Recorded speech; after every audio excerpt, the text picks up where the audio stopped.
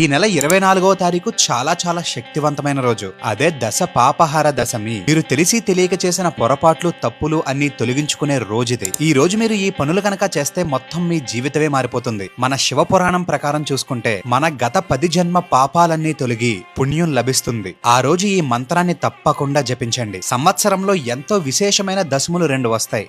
ఒకటి విజయదశమి, ఇంకోటి దశ పాపహార దశమి. మన హిందూ పురాణాల ప్రకారం జ్యేష్ఠ శుద్ధ దశమి రోజే గంగాదేవి భూమి మీద అవతరించింది. అందుకే దీనికి దశ పాపహార దశమి అని పేరు. దశ అంటే 10. ఈ ఒక్క రోజే మనం చేసే ఈ చిన్న పని వల్ల మన మనసు, మాట, శరీరం ద్వారా చేసిన 10 రకాల మహా పాపాలనేవి పూర్తిగా తొలగిపోతాయి. అందులో 3 శారీరక తప్పులు, 4 మాటల ద్వారా ఇతరుల్ని నొప్పించడం, 3 మనసులో అనుకునే చెడు ఆలోచనలు. ఈ 10 పాపాల నుండి ముక్తి లభించడమే ఈ రోజు ప్రత్యేకత. అసలు ఈ రోజు మనం ఏం చేయాలి? ఉదయాన్నే బ్రహ్మ ముహూర్తాన లెగిసి మనం స్నానం చేసే నీళ్లలో కొంచెం గంగాజలం లేదా తులసి దళాలు వేసి స్నానం చేయాలి. గంగాదేవిని మనస్ఫూర్తిగా స్మరించుకుంటూ శివాలయానికి వెళ్ళాలి. వెళ్లి స్వామివారికి అభిషేకం చేయాలి. ఇలా చేయటం వల్ల జాతకంలో ఉండే దారిద్ర్యం పోతుంది. ఆ మనిషికి ఒక పాజిటివ్ వైబ్రేషన్ అనేది వస్తుంది. వీలైతే ఈ రోజు పేదవాళ్లకి లేదా బ్రాహ్మణులకి దానం చేయండి. ఈ మంత్రాన్ని జపించిన లేదా విన్నా చాలా మంచిది. ఓం త్రిపత గామిన్యై విద్మహే సురసరిథ్యై ధీమహి తన్నో గంగా ప్రచోదయాత్. ఒక్కసారి మనస్ఫూర్తిగా కమెంట్స్ లో హర హర అని కమెంట్ చేయండి.